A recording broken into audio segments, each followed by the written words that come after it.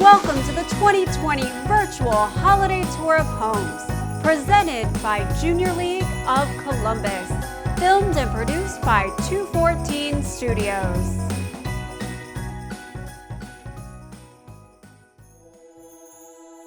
Hello and welcome to the Holiday Tour of Homes. My name is Ryan Valentine. I'm a Junior League of Columbus member and I'll be your host for today's tour.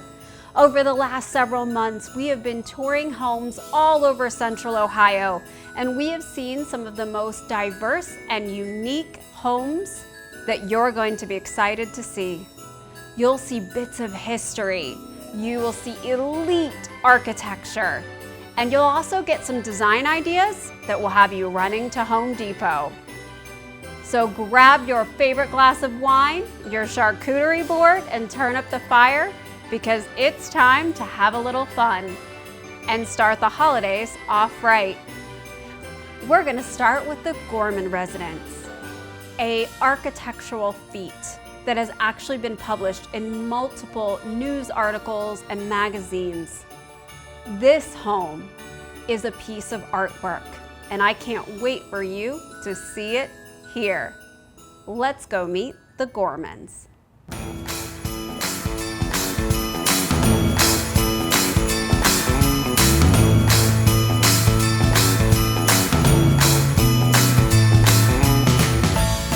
Hello and welcome to the Gorman residence, located at 3733 Olentangy Boulevard, right in the heart of Clintonville, Ohio. It is located right on the Olentangy Trail, which means for you Buckeye fans, on Saturdays they're only 3 miles from the Horseshoe. And for those of you who love flowers, I know you know about the Park of Roses. This beautiful house is located only 1 mile north. It's literally in the heart of it all. Tom and Karen Gorman built this amazing structure in 2018. And they actually did so kind of serendipitously. They were down the street with their company, Gorman and Sons, and they were rehabbing a house, just doing their everyday job, when they found out something very interesting. The house next door was for sale. And where we're standing was just a lot with a tree in it. And they had the idea to build not only their next home, but their next masterpiece. Now, as you can see already, there are multiple decks. In fact, right now they're on the party deck, getting ready to celebrate Ohio State's next victory with their cute dog, Axel. Are you guys ready to see more? I know I am. Let's go see what makes the Gorman residence so gorgeous.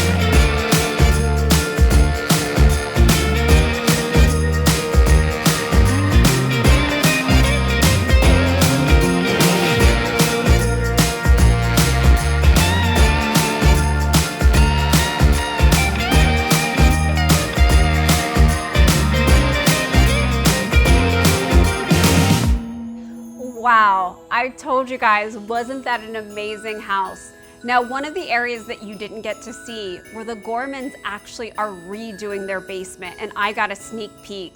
And they are literally turning it into an indoor theater with a kegerator and a full bar. It is going to be beautiful. So let's hope the Gormans will help us out by being on the tour next year so you all get to see the finished product. Now, speaking of places to have a good time, this next house is where the party is at. The Weavers have one of the most beautiful homes that feature a lot of fun activities, including a full recreational area with a pool table. They love to host their families, and you're about to see why. Let's go meet the Weavers.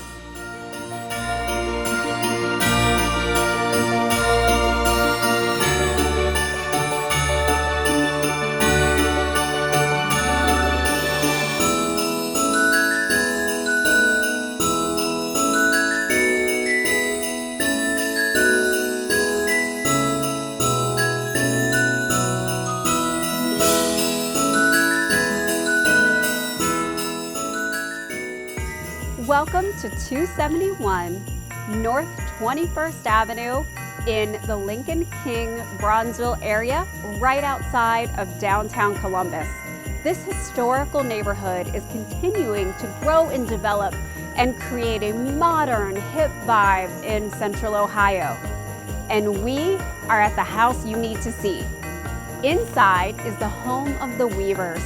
Sean and Stefan bought this house in 2018 and have literally turned what was history into modern elegance with a touch of whimsy. Wait until you see the Christmas decorations. This power couple has been doing their best in the medical field to save so many people. And now we get a chance to see what they do in their off time. They live here with their 4 amazing puppies, Finnegan, Jameson, Keone, and Tang. And they also enjoy hosting family and friends because this is the place to be, especially on Michigan-Ohio State Saturday. Why? This is a split house. We have a Michigan and Ohio State fan. I won't tell you which one, so you won't hold it against him. But this is the place to be. They have a pool, they have darts, they have so many fun things to do downstairs. And I can't wait for you to see it all, as well as their beautifully redone kitchen, which would make anybody want to cook. I won't hold out any longer. Let's go see what these amazing guys have done. You ready to see the Weaver house? I know I am.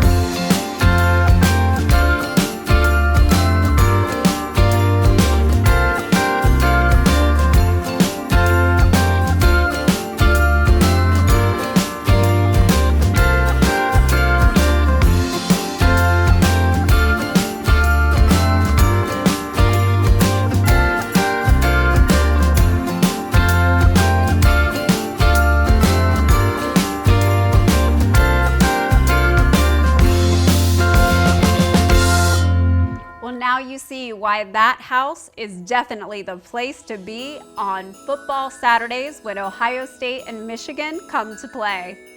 One of my favorite parts of the Weaver house was the fact that they had so many handmade gifts from family and friends. What a great tradition to have. I think it's something that I would want to add to my Christmas this year. Now, headed to the other side of town in Upper Arlington is a true piece of history and elegant design. Lori Rogers has filled her home with intricate, beautiful fixtures and pieces of design that I think you're going to be very excited to see. Let's go see what Lori and Jim have in store for us.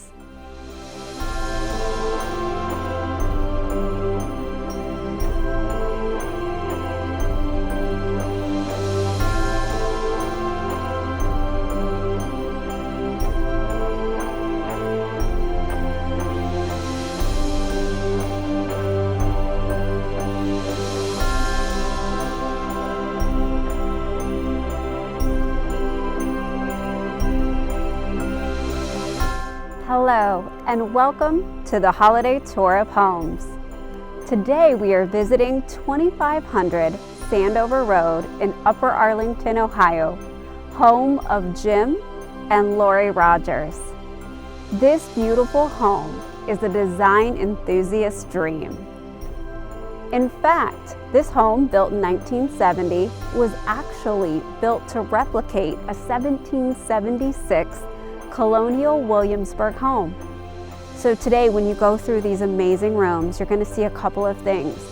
Rare historical pieces that are actually not normally seen in Central Ohio, as well as elegant, luxurious pieces handpicked by Lori herself. One of my favorite rooms is the dining room, where you will see hand-painted walls that Jim actually painted himself, as well as some rare, beautiful pieces in the renovated kitchen. An actual light fixture from Erin Lauder, granddaughter of Estee Lauder. Today you are in for an absolute treat. This home houses, yes, Jim and Lori, but also a golden retriever named Wally, who's been known to steal a heart or two. Now, downstairs, they actually have renovated their entire basement to create a place where their 5 children, grandchildren, and granddogs can all get together for the holidays, and most importantly, for football weekends. Now, one other special feature about today's home is it was actually sponsored by Rose Bradall.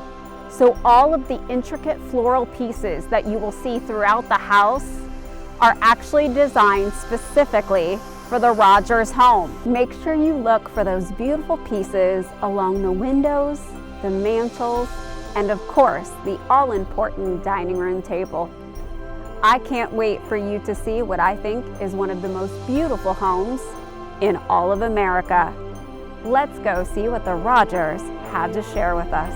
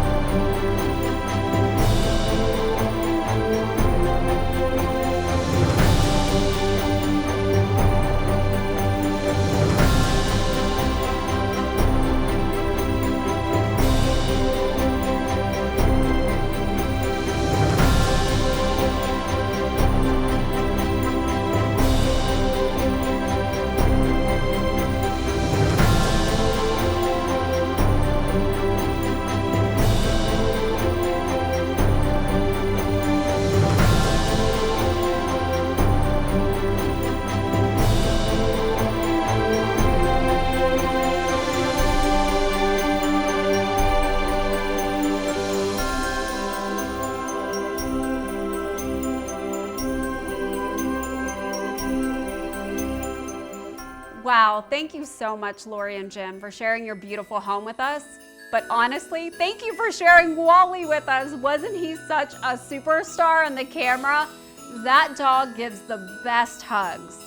I also think that, I don't know about the rest of you, but those light fixtures in that home were truly beautiful. Lori, you have such a design sense. Thank you so much again. And that actually takes us to my favorite part of history of the tour, and that is the Newberry home.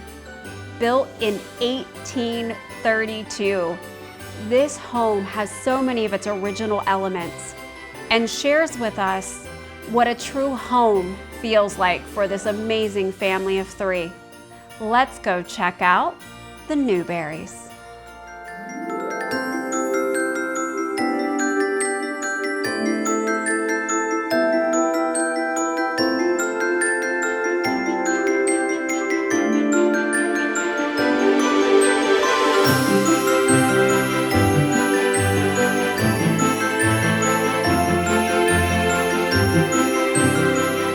Hello and welcome to the fourth stop on the holiday tour of homes.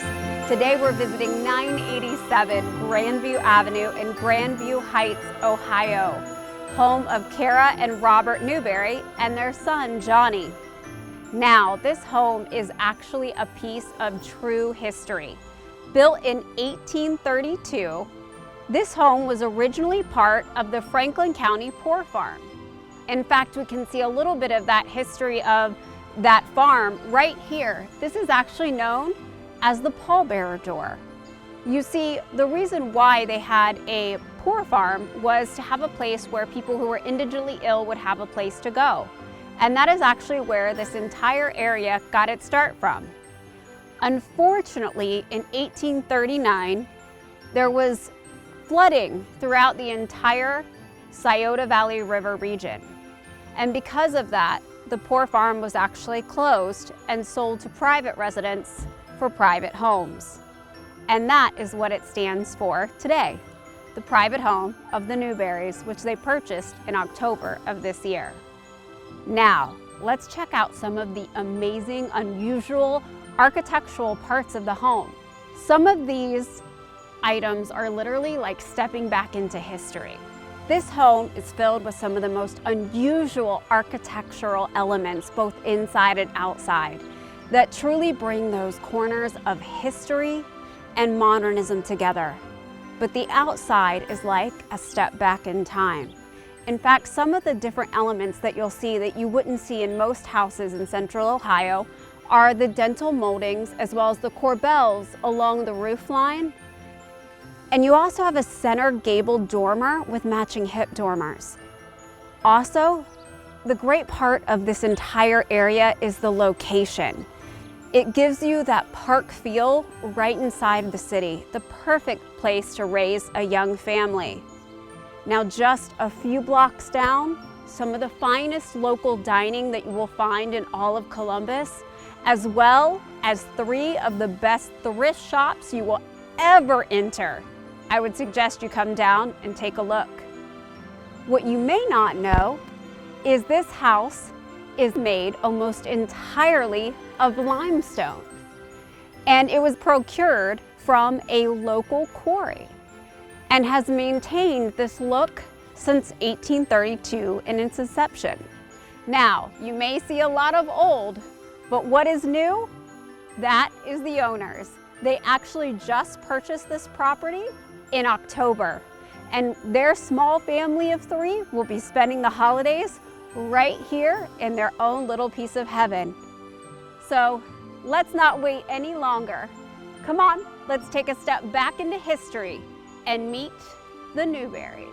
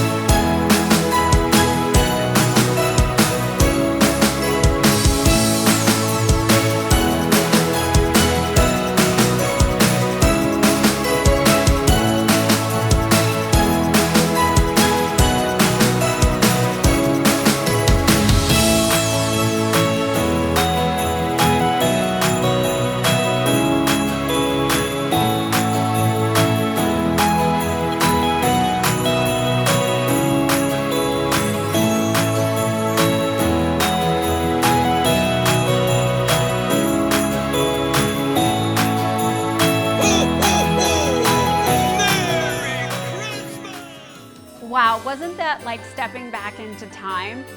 I think the doorways and the use of wood and the beautiful fireplace, it just really shows how that place is going to be the most wonderful home for them to raise their family in. And it was such a treat to be able to share it with them. So thank you, Kara, for inviting us into your home. Now, we started in 1832, and so we're gonna move to 1852 and take you to the last stop on the tour. And that is the home of the Junior League, which is the Kelton House. The Kelton House is where the Junior League of Columbus has their membership meetings, and we also get the chance to share an important part of history, including the Underground Railroad story. It's such a beautiful place, and we're so excited to be able to share it with you tonight. Now, let's head over to Town Street and the Kelton House.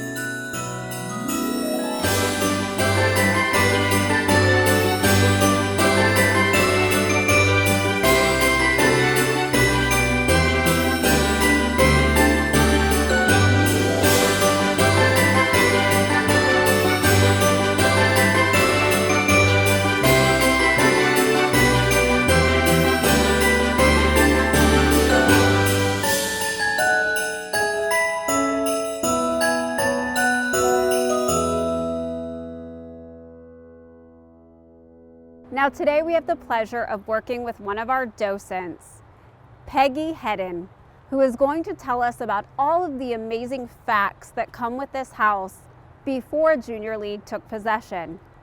You're in for an exciting day because this is the opportunity to tour the Kelton House right from the warmth of your own home. Let's go see what Peggy has to say.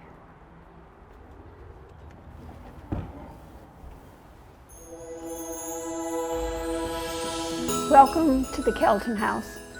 We are glad to have you here for a Victorianly decorated Christmas. I'm Peggy Hedden and I will be your guide for the tour.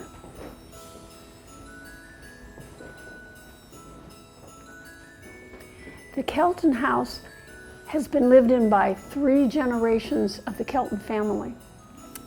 And it was left by the last woman to live here in 1975 to whatever group would use it as a museum and restore the house. The Junior League of Columbus is the group that stood up to that challenge. They spent over $750,000 in several years to fix the house back. It was built in 1852. So 123 years of occupation by the same family. The question, what era should it be restored to? And it was decided that 1850 to 1900, which is very much the Victorian era would be the age that was restored to. So, hence the costume I'm wearing is typical of a Victorian time. Hoop skirt, paisley shawl, and the ability to swish around.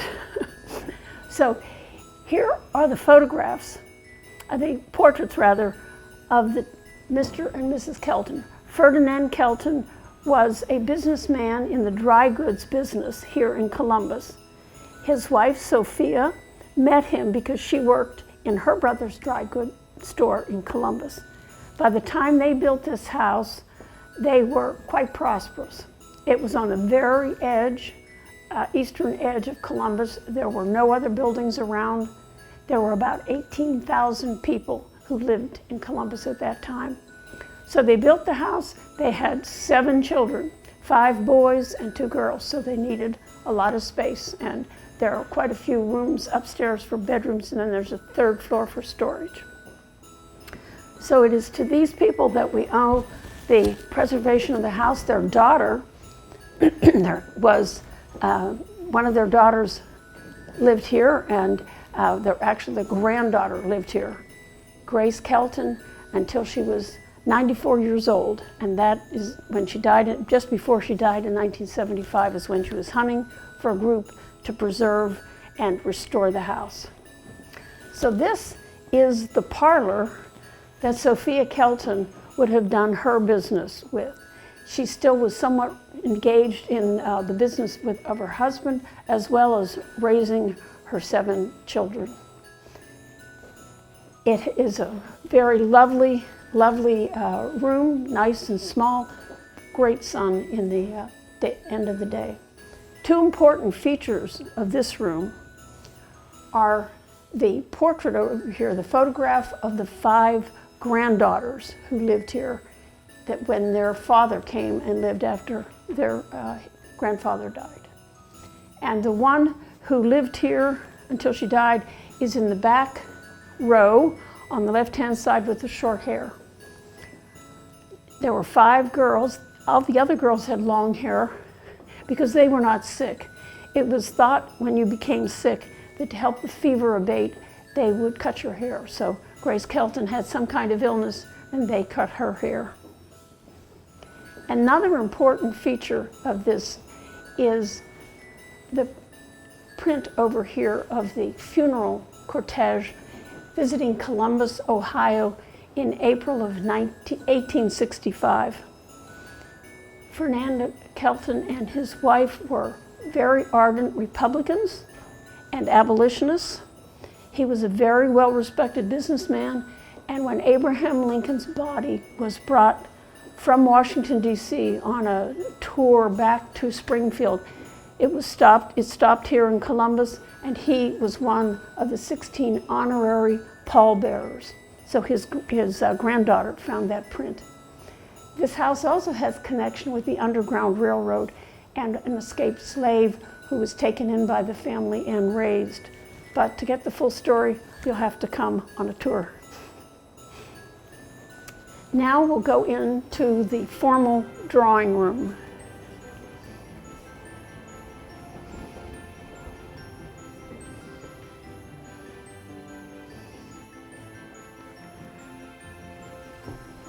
This is a beautifully decorated room. It was meant to impress. It has a Carrara marble fireplace, these huge mirrors. It has the long drapery, the rich fabric, the very rich and beautiful wood of all the furniture.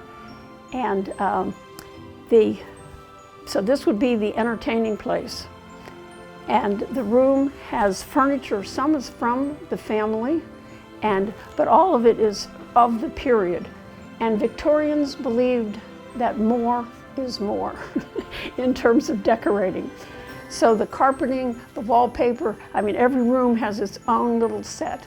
And you can see some of the high Victorian furniture over there with all the curlicues and all of the whatnots that are gathered there. Now the feature in this room in terms of the decorations for Christmas are very Victorian. The era is named for Queen Victoria, who came to the throne at age 19 in 1837. In 1840, she married Prince Albert of Germany. And with him, he brought a lot of German customs. And the Christmas tree is one of the German customs. You know the Christmas tree song, O Tannenbaum, is a German song. 1848, the royal family in England was shown with a Christmas tree in one of the illustrated magazines. So everybody started putting up Christmas trees. What the Queen does, everybody else wants to do. So it had a lot of evergreen. They had a lot of paper ornaments that they would make. They would hang up nuts and candy and fruit. And Christmas had not been much of a holiday at the beginning of the 19th century. But 1823, Clement Moore wrote The Night Before Christmas. That became very popular in the United States. In 1843, Charles Dickens wrote A Christmas Carol. And then in 1848, we had the Christmas tree with the royal family. Things picked up very speedily from there, and Christmas became a major festival. One of the things here with respect to Christmas is another German influence.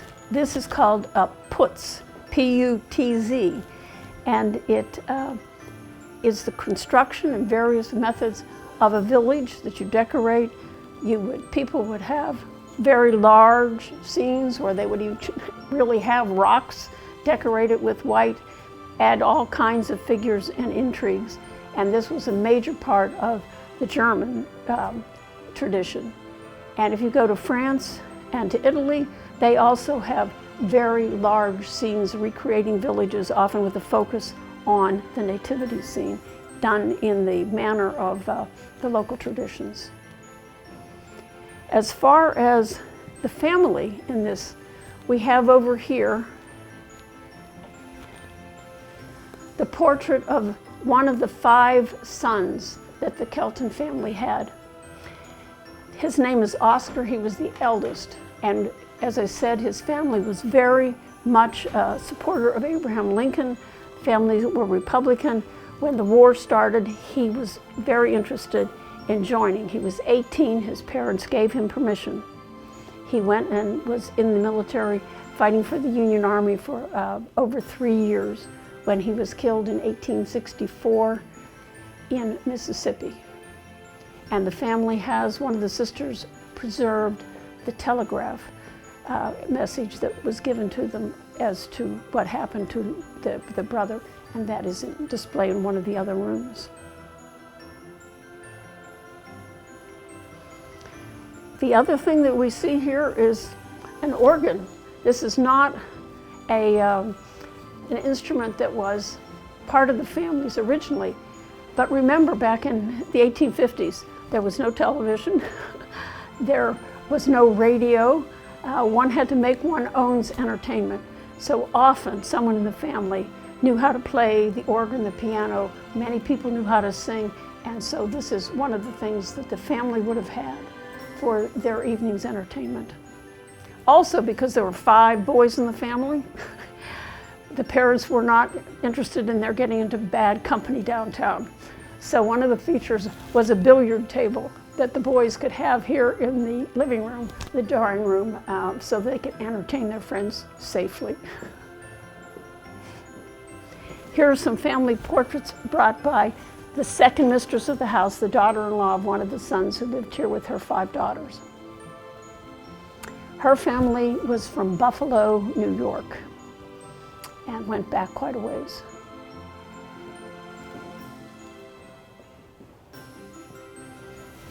Then we go from the drawing room into the family parlor.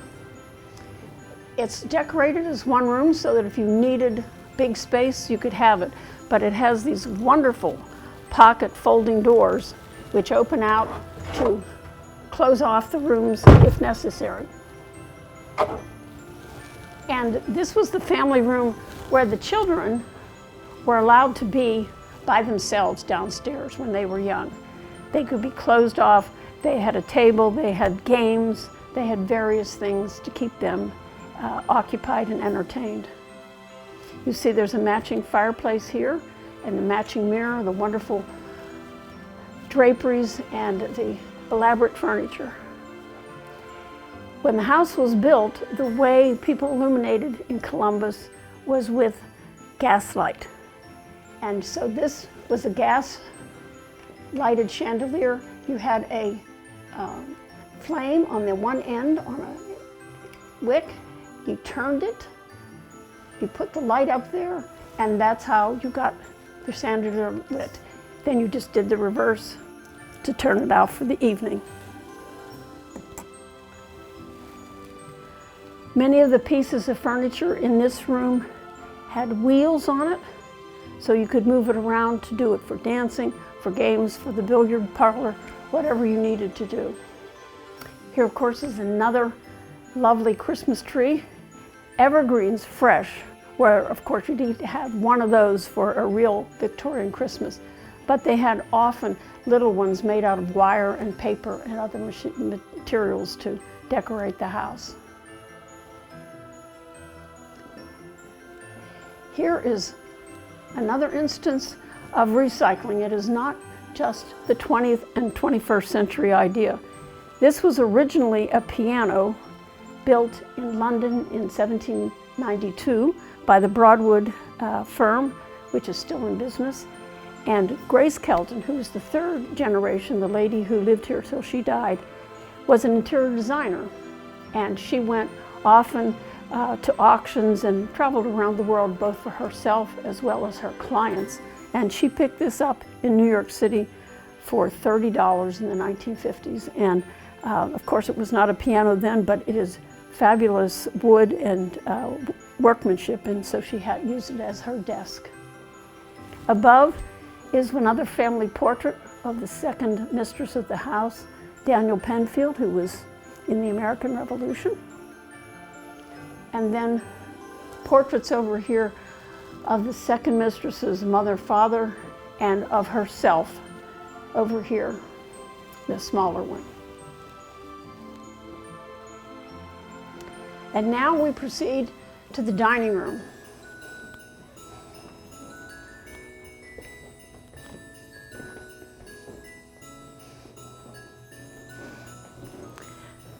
This is the only room that we know was decorated as Sophia Kelton, the mistress, first mistress, would have decorated. She loved gold and red, especially for warming up gatherings. So the dining room was the obvious place to have that. So we have it in the wallpaper and the carpeting. And this is family furniture for the dining set. It's set for Christmas, and you can see the beautiful decorations here that Victorians would very much have been used, especially these wire trees. They were very popular since, of course, fresh evergreen dried out and was a fire hazard. So the woman who lived here until she died, Grace Kelton, entertained here. We have photographs of her family at Christmas, as well as her with her pet poodle, one of her many pet poodles named Danny.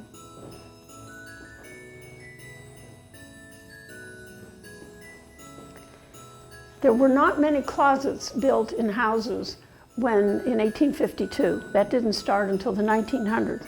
But we do have here 2 china closets with the Kelton glassware and china.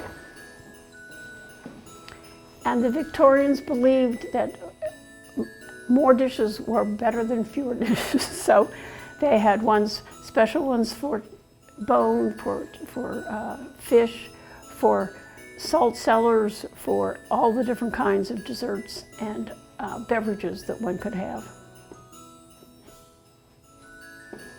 And also the decoration here was more expensive than normal because this is painted grain, faux graining, and that wasn't much more expensive and elegant in those days than a regular just painting. And this was restored with help from the National Park Service. Beautifully, beautifully done. So here we have a portrait of the grandmother of the mistress, second generation mistress of the house. This is one of the family from the New York, Buffalo area. And she was, and has a special cap to benefit her station, whether she was a widow, a married woman, or an unmarried woman. And at her neckline, we have the family brooch, which is now here in this, saved by the family and framed. This is a buffet stand where all of the silverware was kept. And since the Victorians had many pieces of silverware for all the pickle forks and special soup spoons and dessert spoons and so forth, it was quite an elaborate set. Typical here as a decoration are nuts and berries that were very much used in the Victorian era. So this is where the family would have celebrated their Christmas dinner. If you go back to the most famous Victorian Christmas dinner, you would go to Charles Dickens and his Christmas Carol.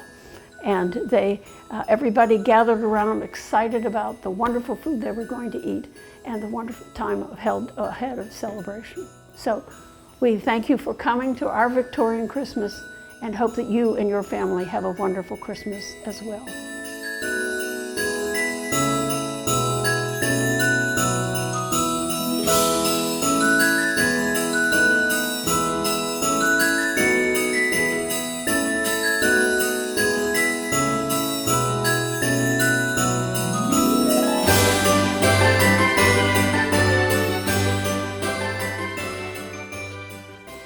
so much for joining us today at the place that we call home, and you can see why we love it so much.